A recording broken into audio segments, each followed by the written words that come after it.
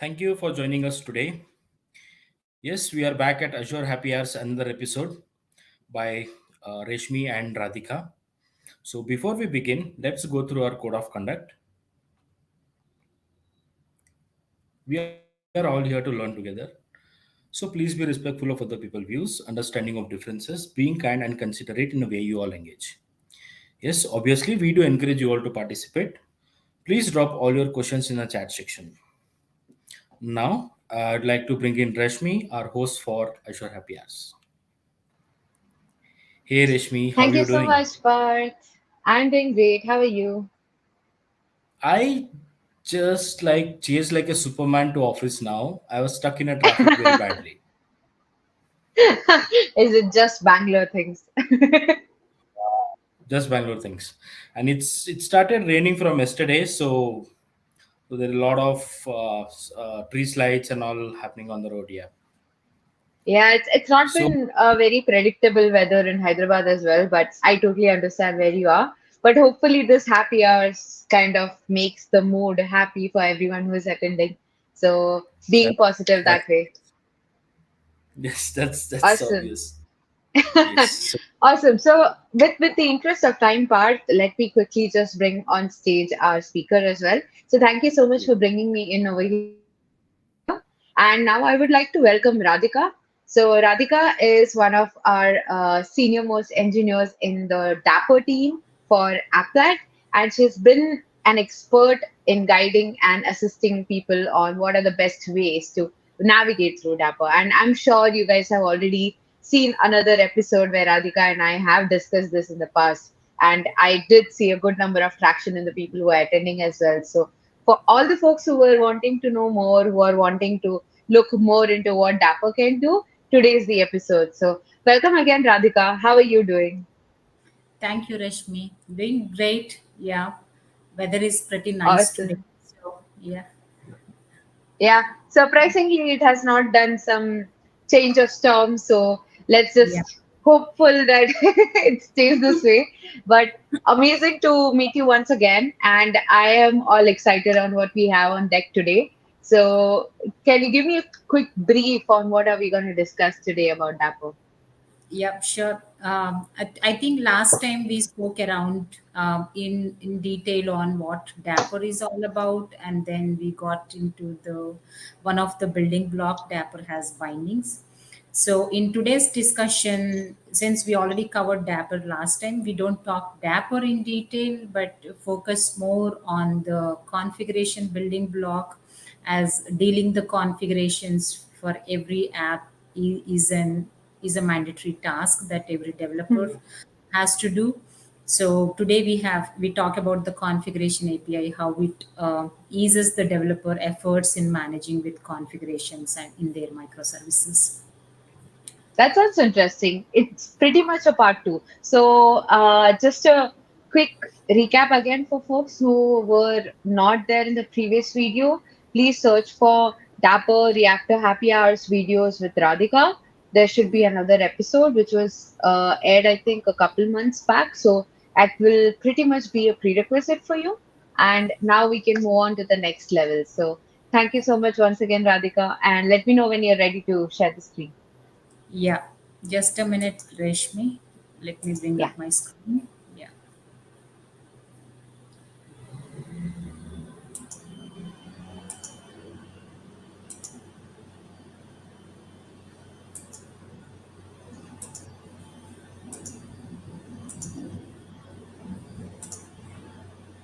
Can you see my screen?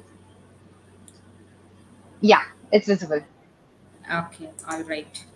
I'm keeping it in the presentation mode so that it will be. Hope this is visible now. It's visible in presentation mode itself, actually, with the Oh, notes, etc. You'll probably have to. I think we can just stick to a non-presentation mode. okay. This is better. Yeah, yeah, this is good. Yeah, yeah, we can do with All this. all right. Yeah. So, yeah. So today we talk about configuration API, but at the same time, since there will be people who might not have been through the DAPR introductory session. In between, I'll briefly share about what DAPR is in a very summarized way, Rashmi. Okay, so can I move on to the agenda? What we are going to cover in today's topic? Hello,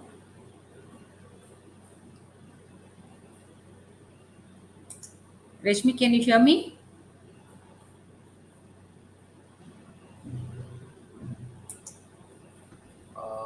I think we lost Reshmi because of some technicalities. But yes, Oh, Radhika, you can go ahead with the session. No worries. all right, sure. Okay, moving on. Thank you, Pat. So, we in today's session we cover briefly on what configurations are about, general, and why it is important. Handling configuration is important. Then what DAPR is going to do for us in this space and handling the configurations, how it works, and then I'll have a short, very, very short demo to quickly show how we can use DAPR config API in your app development, and then we'll take about the questions if there are any questions.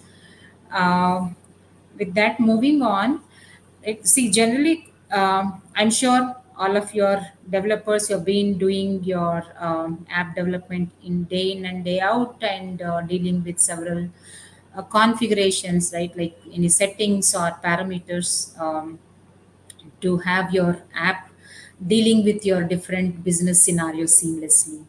So, configurations are really essential for a system that defines, which is a set of parameters or settings that defines how to operate your service, right? Or how to operate your software. And the configurations typically include, it can be database connection strings, it can be partition keys. I'm sure that if you take an example of any Java app, right, where you will have web.config, where defining the database connection strings, which database, what server, what port it has to be connected, then the credentials of the database, which credentials to use to connect, then the Java heap space, memory settings, what is the optimal, the minimum and maximum memory that your application can use, right? Then if authentication, if you have to connect with any other external systems, that what kind of authentication mechanism we can use. All these things typically we handle in a configuration file. We keep it in a file, and we keep changing these settings as the need arises, right? And if for any system, if you are running in test, or any system that gets into production, you will have multiple instances for sure, where I have my local development instance, then there will be a test instance where I promote my changes to test everything, and then promote the changes to production for the live usage, right? So each environment is different, and the configurations that we use in are based on these environment. You cannot have one database that is serving both dev and production, right, which will mess up the entire stuff. So we segregate the systems by the usage, so that you maintain that system hygiene and everything, and the configurations are based on these environments. So we have to manage all these environment related settings also, right? Then think about a system. Okay, moving on, so think about where you have a distributed system which is comprised of several microservices, where I have a sample order processing system here, which has, once the order is placed, the cart is created, the payment is placed, then it send a notification to the user, right? So each of this is block is a different API, and it does different operation. To do a different operation, it require connecting to a different systems, right? Example, if I take email service, where if I have to send an email after order is placed and payment is sent, to send a confirmation or the invoice to the user, it requires, general sending emails require an SMTP server, right? Where we need a server IP address, then you will have a server credentials, on which credentials you connect to the SMTP server, which would further send the email. So it has its own configuration. Likewise, the payment API here in the payment block, if you look at here, the payment will have it will be connecting to some payment gateway where it will have a set of IP address, it has authentication mechanism. Then you take certain input parameters like card information or some these things, you these are the different parameters this API require, and you maintain that in a we maintain is a config, different config for this API, right? So each service has their own configuration. And then in the previous slide, we talked about where you have different environments where we need to maintain this configuration in different environments. And now think about a case where if I have to change some configuration, okay, so where SMTP server, I'm using one relay service for my dev instance, and the another relay service I will be using for my production instance. So every time I deploy a code from dev to production, then I have to go modify these configuration settings, right? Which is manual, and it will also impact our application, right? It when you change a configuration, we need to restart the service, which would cause the downtime. It will impact the users, right? So that's the challenge you will have when we maintain the individual files for each of your service. And while having this, the other recommendation, right, generally for app development, the standard guideline is you differentiate you differentiate your configuration settings from your code, right? So as we just spoke about, if there is any change in your configuration in your email setting, if your email settings also part of your application code, think about the challenge you will have if there is any setting has to be changed, right? It really creates a lot of overhead for you, and it messes up the code, it can possibly go wrong. So this guideline, the standard guideline, standard practice is you always segregate your configuration from your app code. So keep configurations in a separate file, you maintain them, and as the need arises, you can go and change them. So and Radhika, a question on this, right? Like the healthy practice of splitting configuration and code is totally agreed and understood in the industry.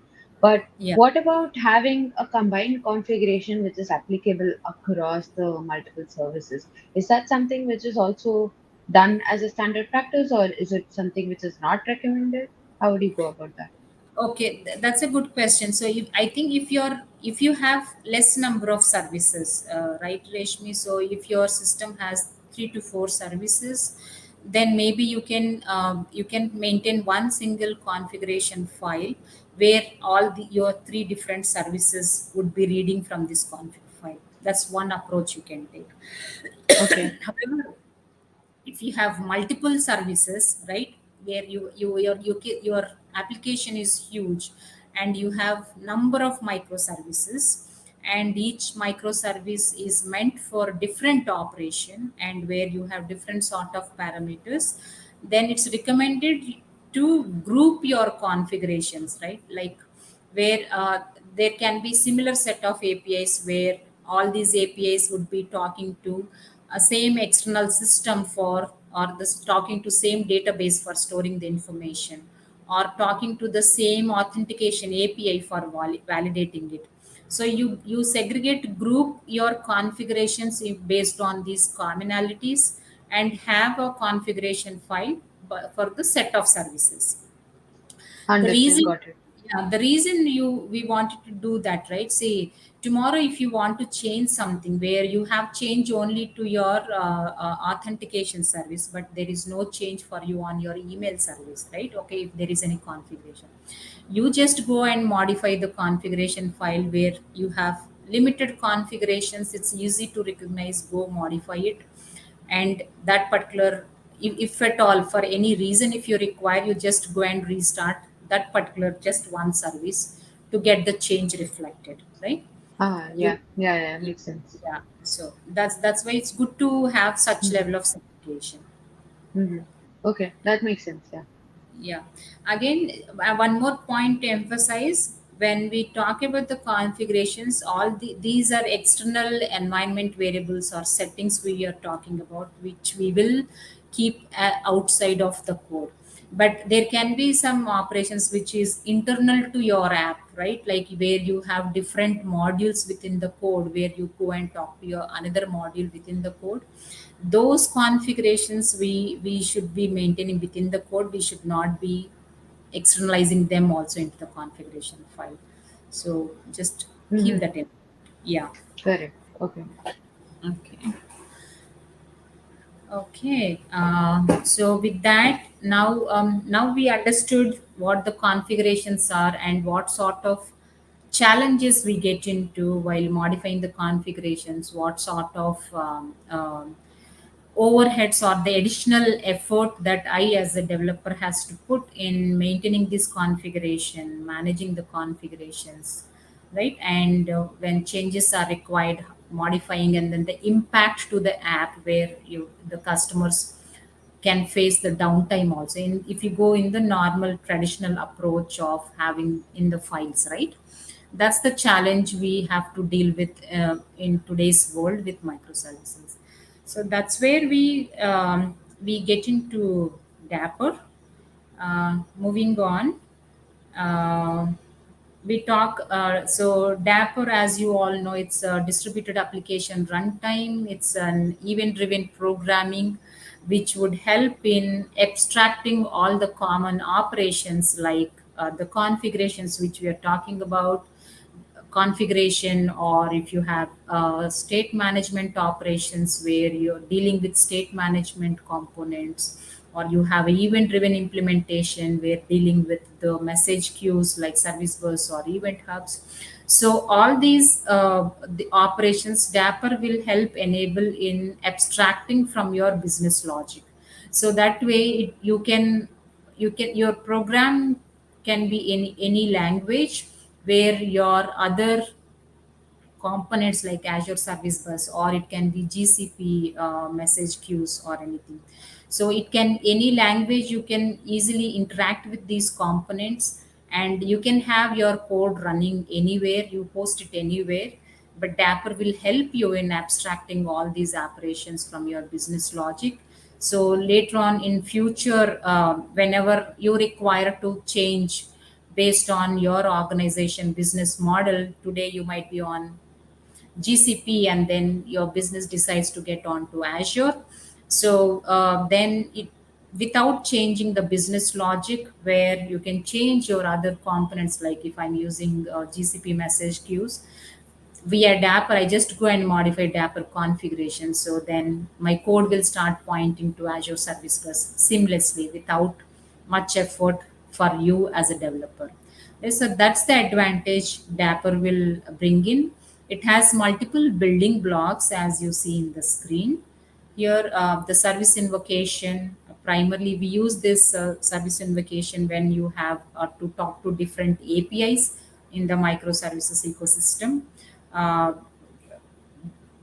then you have a state management, where if I have to manage the state of my service, or maintain the session state, or it can be some level of database transactions, then the state management building block will come handy. You completely abstract or outsource the state management related operations to DAPR. From your app, you just call DAPR State Store API. That's it. And then the actual handling the operations with the state management stores is taken care by DAPR. Then we have a PubSub, which is primarily used for event-driven programming, where you have an action where you go and publish the event, and then based on simple example, if I take an order processing system, where once I check out an order, right, and then the once the payment is done, then it will be processed, and the required goods will be procured. Right? So based on each action, so I place in a cart item in the cart, then based on that it will initiate a payment system, right? So it's based on one particular event, the second action is being triggered. So in such cases, typically where we go for using the message queues to handle these events, and DAPR has this building block called the PubSub, for where it interface with any of the PubSub components like Azure Service Bus or AWS SNS or GCP service or Kafka, right? Or RabbitMQ or any MQTT based message queues. It can connect with and handle all the publishing and subscribing of the operations. So likewise, the configuration is one of the building block in DAPR, which primarily use for managing the configurations, the set of operations which we spoke in the previous slides. All that configurations will be abstracted from your code, and DAPR takes care of it. And how it does that we will talk in the subsequent slides. Any Understood. questions here, Reshmi? So far in the audience, we don't see any questions, but folks who are watching it, feel free to drop it. We'll make sure that we'll answer the question while we are on this call. But from my end, I didn't have, I just had that one question, right? The one where if we can have like a combined config file. Mm. Otherwise, I think like all the explanations that you've put together only makes it sound like it's all the more integral that we do have a separate module for configuration, and this is basically not only isolating it from the code but also making it easier to manage across the multiple services that you are connecting across. So it all makes sense to me so far. Sounds good. Cool. With that, moving on, before I dive deep into the config API, briefly touch upon the DAPR architecture for the folks who have not been able to got into DAPR or explore DAPR anytime so far. So DAPR has been built leveraging the sidecar architecture, which is a very common pattern in the containerized implementations. So DAPR runs as a sidecar along with your app. It sits next to the app process. So that's where app will connect to DAPR in with the local host, which is local to the app, and connecting to other service, the service invocation which we talked about, or the message queues which we talked about, right? DAPR will interface with these services. So from app side, app always talks to DAPR as a local host and on a specific port number, and from there DAPR would go and establish a connection with these external components, and then the operations will be handled accordingly. If it is a service to service invocation, it runs on MTLS to have a secure communication between the apps. So in this here, if you look at, right, so service A to service B is completely isolated. So it's only DAPR to DAPR will be talking, but your operation from service A to service B will be handled by DAPR. So in a way that DAPR is kind of securing the services, which is not exposing any of the service outside, right? Completely abstracting. So the security is also another angle DAPR will bring into the ecosystem. Okay. Now, with this, we will move on to the DAPR config API, right? Mhm. Okay. So now coming to the DAPR configuration API.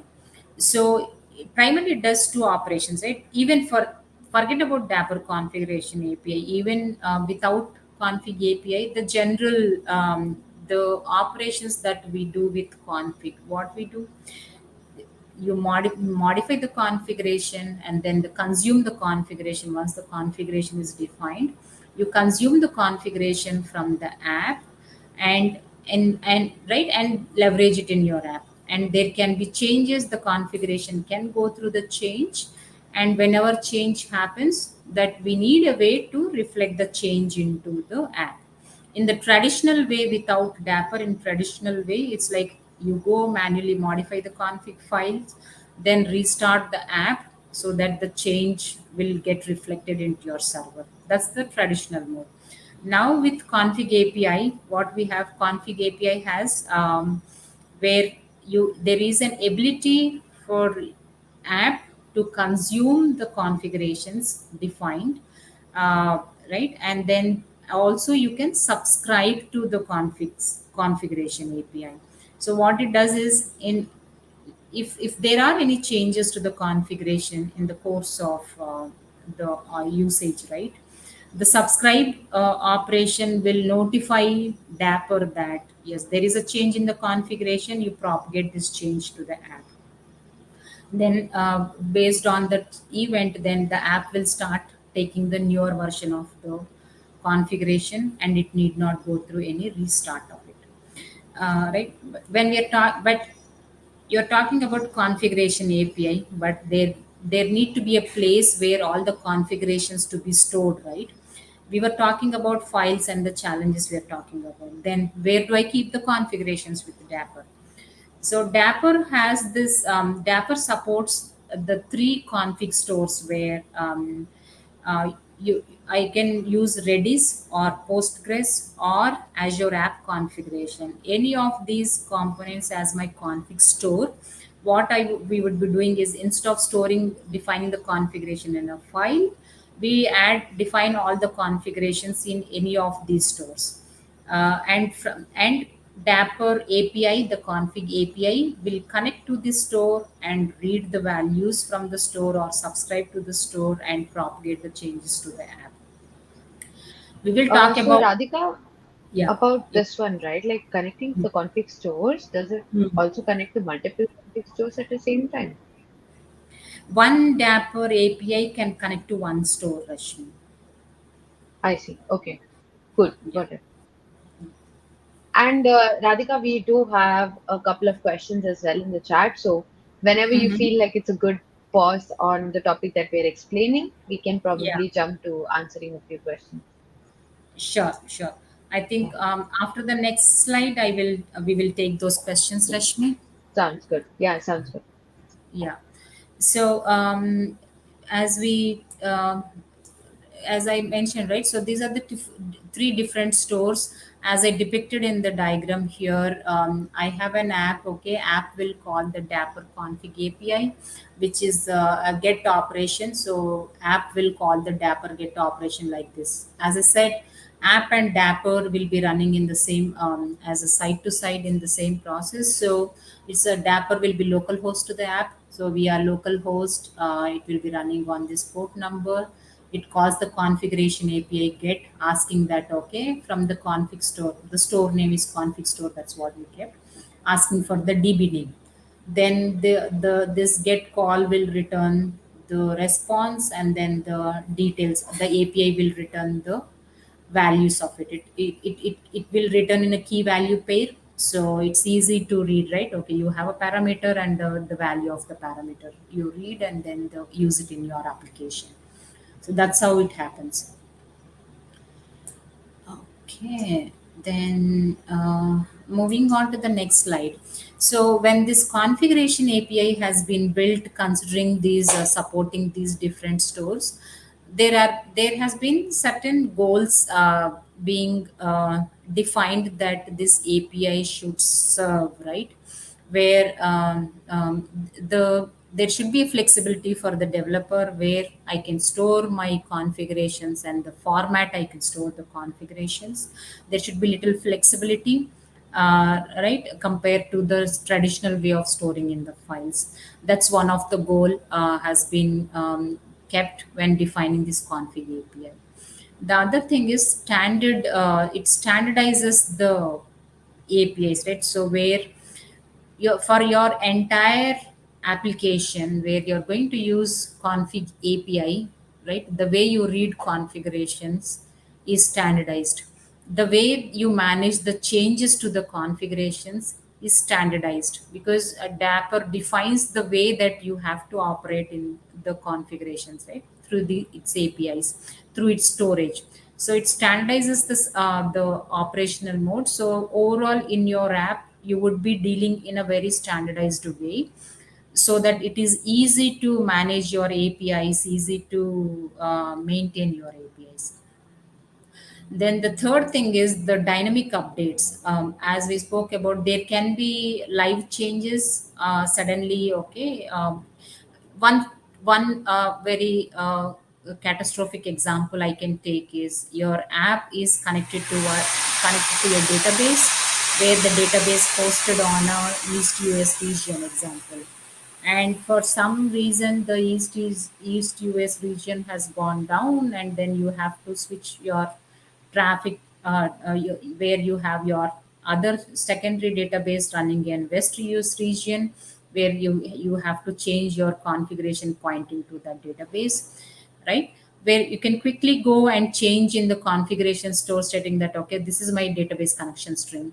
Then automatically the change, you can change in few minutes, and the change will be propagated to your app without restarting your app or anything. So it handles these dynamic updates.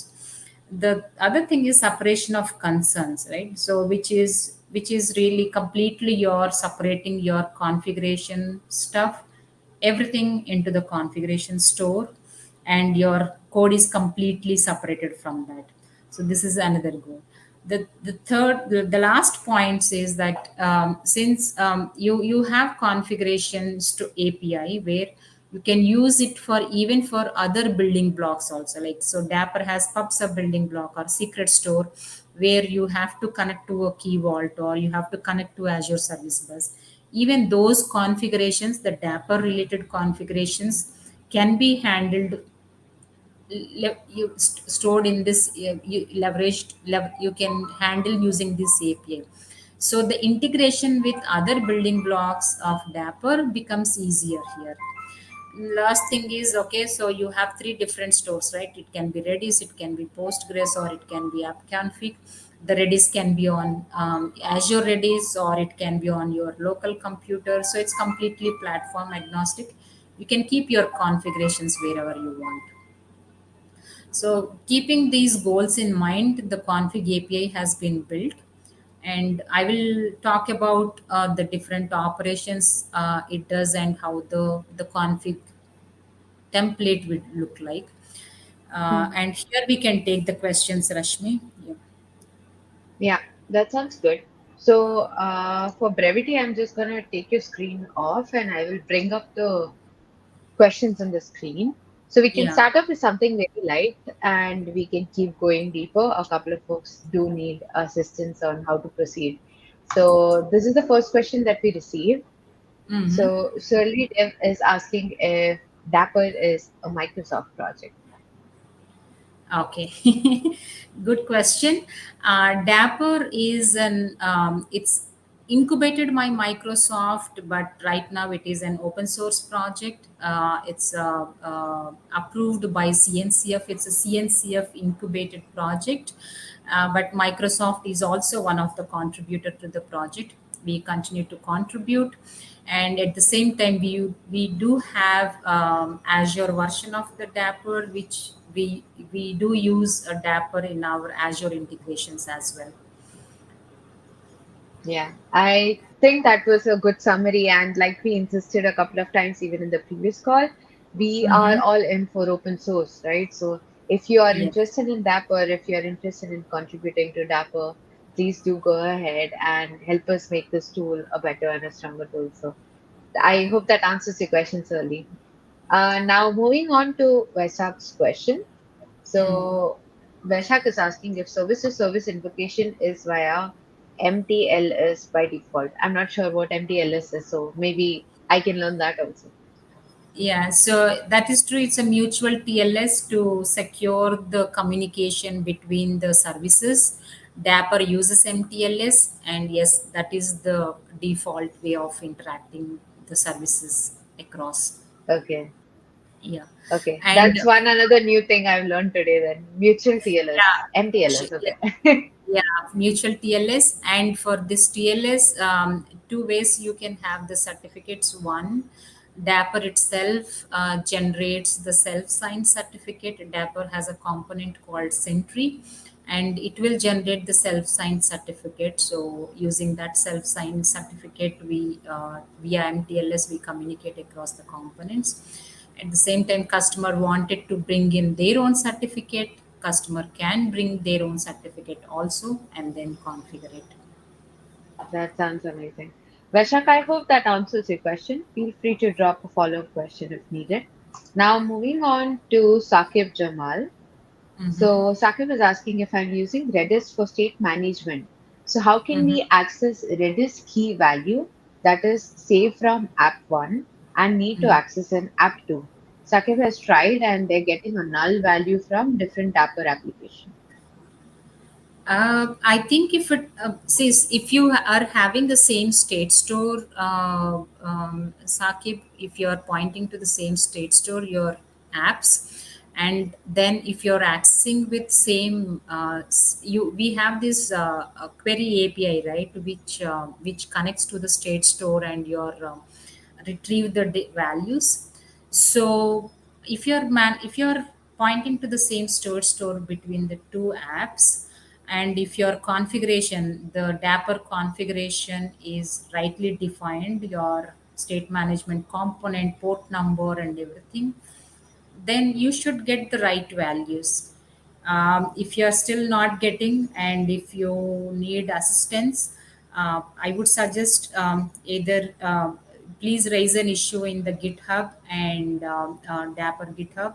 We can assist you on that further. Okay, thanks for that, Radhika. And I do see a couple more follow-up comments, but maybe we can pick that up later. But for the Mhm. time being, in celebration of what Surly did, Surly Dev has mentioned that they recently submitted a PR. So Awesome. that's amazing, Surly, and thank you for your contribution. We're looking forward for others also to contribute more and more. So thank you for that. Now, Radhika, maybe we can move on to the interesting part, the demo side of things. So let Yeah, me know when sure. we are ready to get that in. Sure. Yeah. Moving on. Before getting on to demo, I'll quickly talk about the different APIs that DAPR configuration building block has, and the API signature, how it will look like, right? And also the configuration YAML, how it will look like. So DAPR has three APIs. One is get config, which is primarily you read the configuration. You define the configuration in Redis host, and from there you get the configuration and you use it in your app, right? So that's where the get config will come into picture. And the other thing is subscribe API. This is primarily to handle the dynamic changes whenever there is a change in any configuration. The configuration value is stored, then the subscribe API will notify the change to the app, and app can take the new value from the store. Right? That's where the subscribe API will come into picture. Unsubscribe API, which this is not commonly used, but where say you subscribed to handle the changes, but in some areas of your app where you do not want to listen to the changes, meaning that you do not want to change the configuration where your app is already being using. So in such cases, you can unsubscribe from the config store and stay with the values what you already have. That's the advantage of unsubscribe. But the first two are the ones most commonly used. Unsubscribe is very rarely used one. And if you look at the simple configuration YAML, if I'm using Redis as my configuration store, right? This is how the sample YAML will look like. This is very simple YAML I have kept here. I will take you to the detailed configuration how it can look like. Here I'm just maintaining the secret, right? Okay, the just username and password is something which I have this YAML file referred to.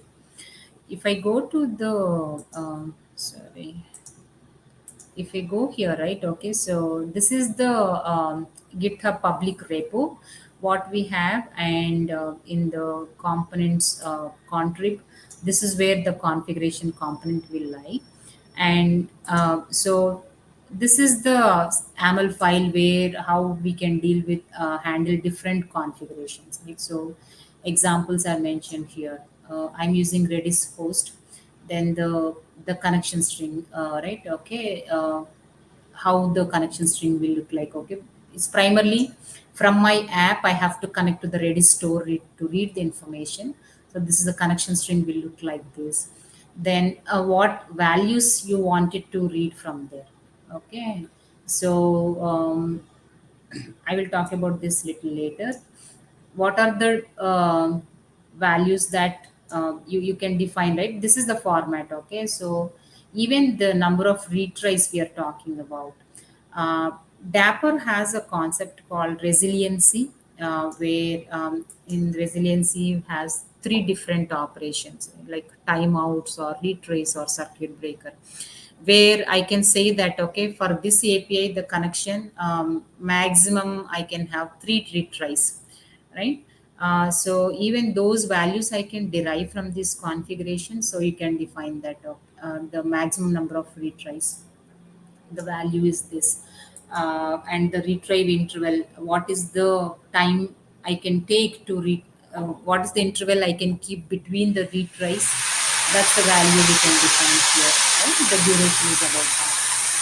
So so likewise all the different I have an integration with an external service. Okay, so then I have a URL here, I'm talking to a sentinel here, and the sentinel configuration, what is your URL, the username, password, if we needed we can use. So you can define your entire configuration here, and right, and you read the values based on this key value you can read via get config API. So here you can define your entire configuration in one YAML file for your app in one Understood. store. Yeah. Yeah, That's very powerful. yeah, yeah. Okay. With this, I will move on to a demo. Very simple example I have taken for this demo purpose. All right. Okay. I have a app created, right? So I will show you the config store YAML file. I have a config store YAML defined like this. The component I'm using is a config store, and the type is the Redis type. Redis I'm using, and the Redis host, and it is running on my local machine. Okay, so I have the Redis Docker running on my local machine. So for this demo, I have taken this. That's the reason it's a local host, and the password. Since it's on my local machine, I have not set any password, so it's empty. And this is a simple, and the Redis is running on this port 6379. So it connects on this port. Okay, now I'll show the, I have a simple order processing app, right? Um, okay, so before getting into the app, I'm taking a Python as my programming language. So I will show the code which is written in Python for this connecting to the config API in the Python program. You can see here the two folders, right? HTTP and SDK. In DAPR implementation has two programming models. One where you can directly connect to the DAPR APIs using the HTTP or gRPC. I have only HTTP sample here. So where if I go and look at the code here, you connect to the config API. You can see the URL format, right? So I'm connecting directly through these APIs.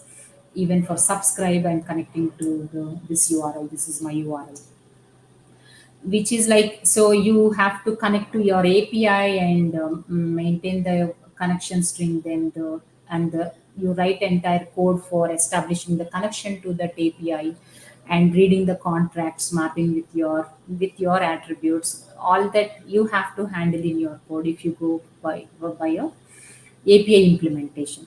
The other implementation is the SDK implementation, which is that where you will have DAPR client loaded into your code, which will extract all the operations, right? As the forming the URL, connecting to the DAPR APIs, that all the initial coding programming which you require to formulate that connection string, the URL and everything, even some of the exceptions or dealing the connection failure, everything that's all abstracted for you. The SDK will take care of it, and here we simply write the main programming logic we will write here, and still we'll be able to call the DAPR APIs.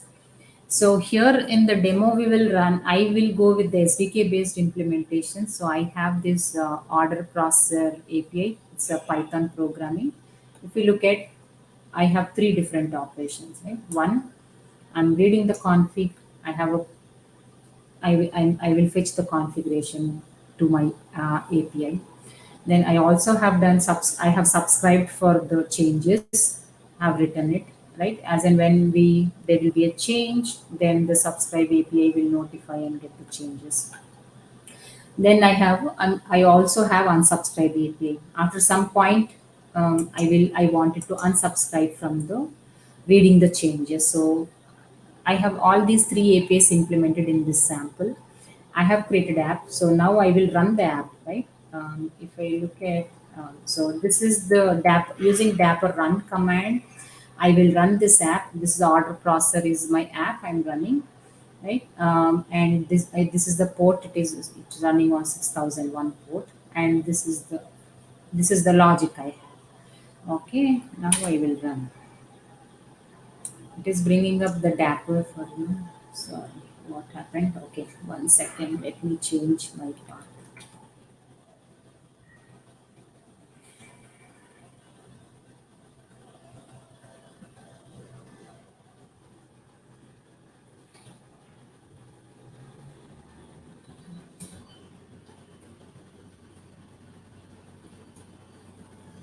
Yes, I am. Okay, now I will run this.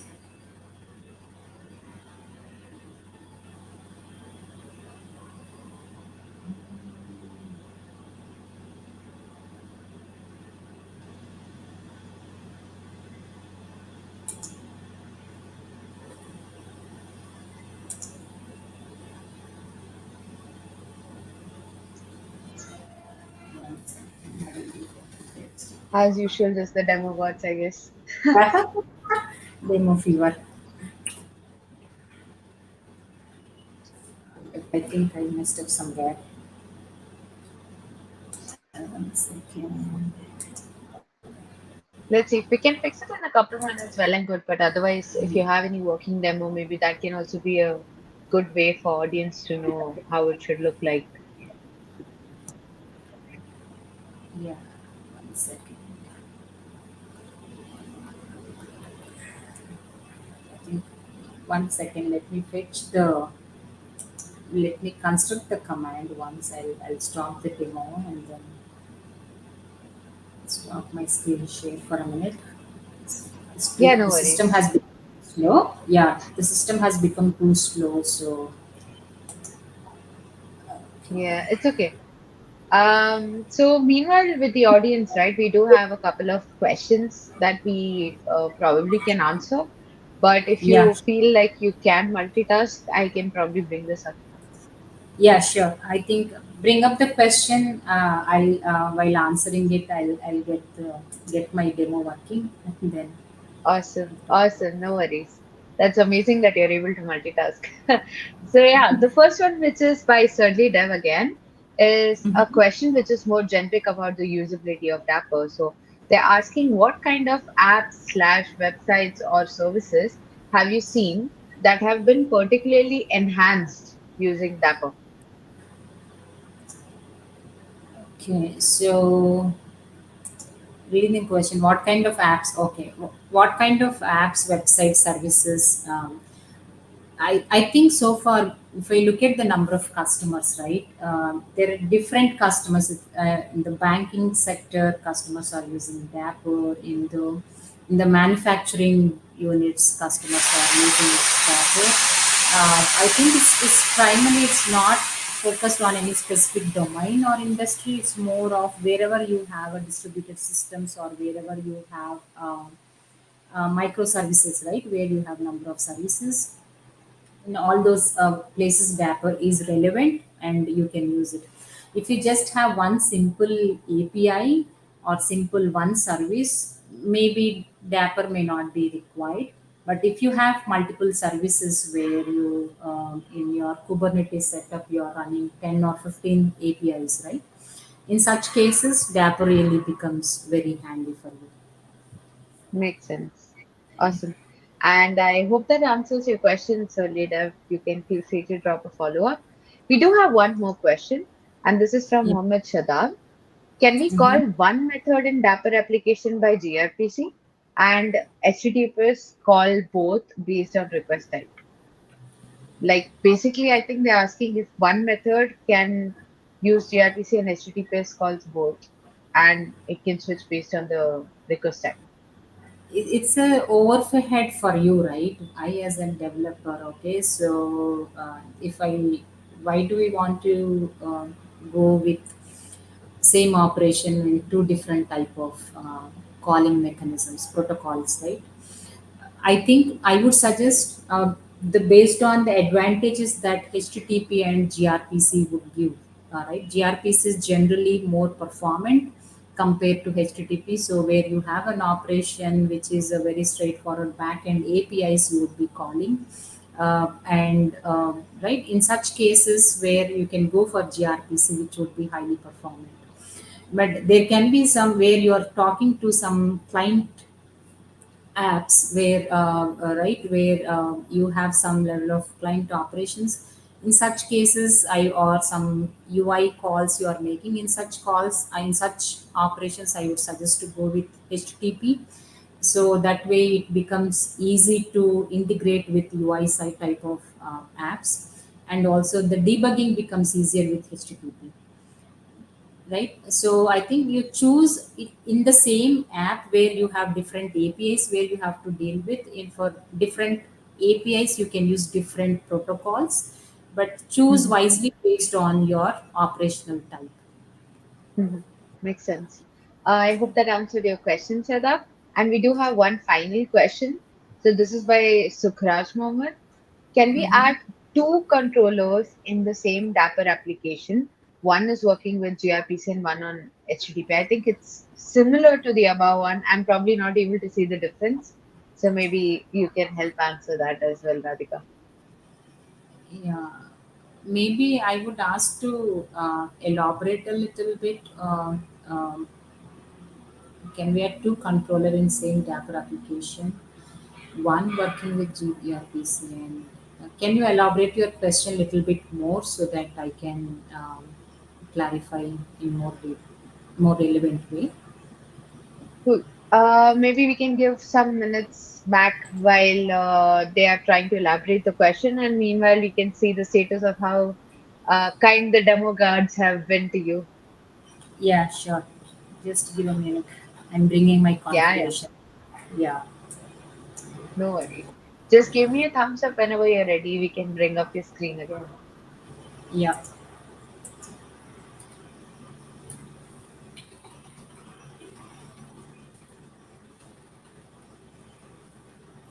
And meanwhile, for the folks who are listening to the call, if you have any topics or suggestions which you would like us to focus on in the upcoming Azure Happy Hours episodes, please visit Happy Hour Survey. Let us know how this episode was. Let us know what you would like to hear next. What would you like to hear on Dapper? Everything. We are always listening to you. So if there are topics which really keep you excited, we are here to get an episode out for that. So aka.ms slash happy hours survey. So hope to see a few responses there. Yeah, I'm back here. Awesome.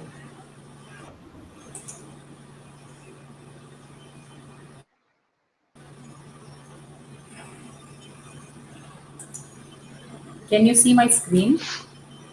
Not yet, but hopefully soon.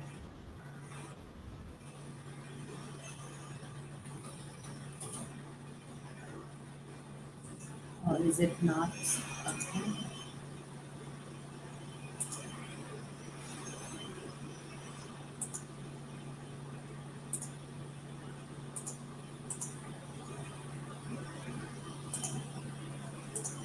Is it visible, Reshmi?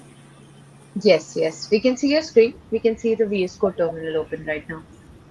Yeah. Okay, so I have this Python app. I'm running the Python app, right? So you can see that this is the order processor I'm running, which is running on this board. And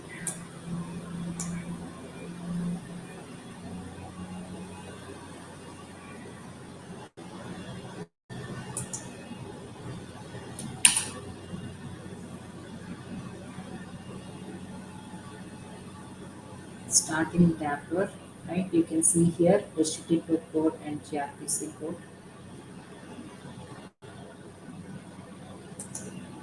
Mm-hmm. It has become slow. My system has become too slow. Yeah. Yeah, okay, all right. So now you can see here, right?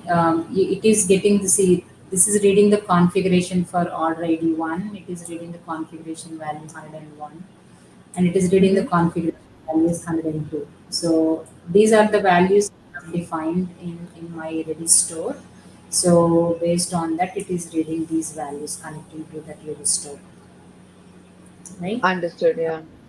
Yeah, and I also have. I think the way I set up my code, if I go here, I said that after 60 seconds, right?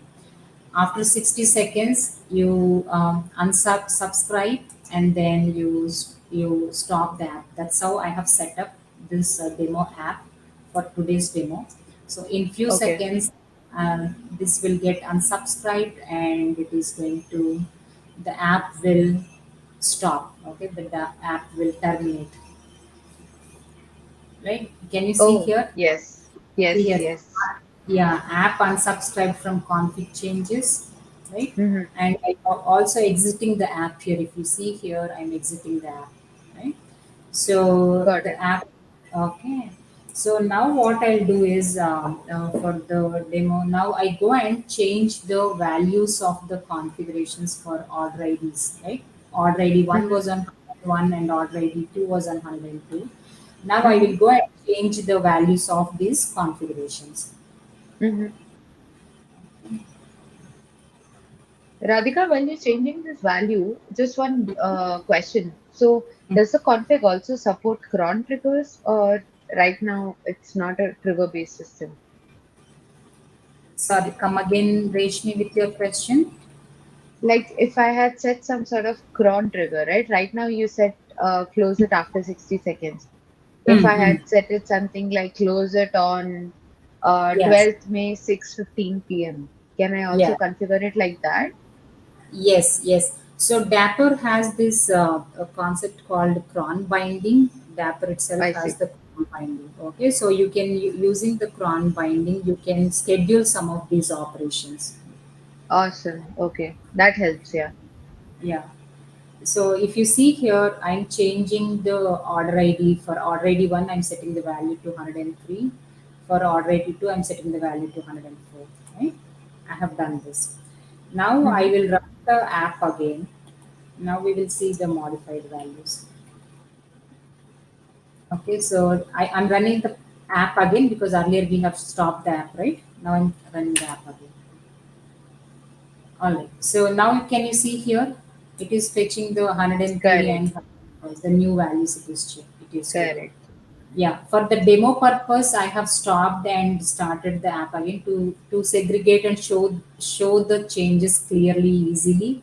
I did that, but in real time, the app would be continuously running. We just go and modify the Redis store to have Understood. it. Yeah, So basically, if it wouldn't have unsubscribed, we would have seen these changes then and there itself. correct, correct. Got it. Got it.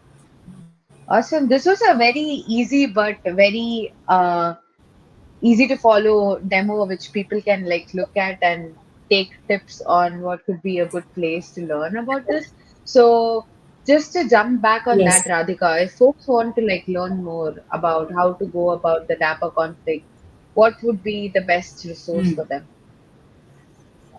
Yeah, so I think dapper.io, I will say. Mm-hmm. Dapper.io is the place where, let me show from my screen, okay? Mm-hmm.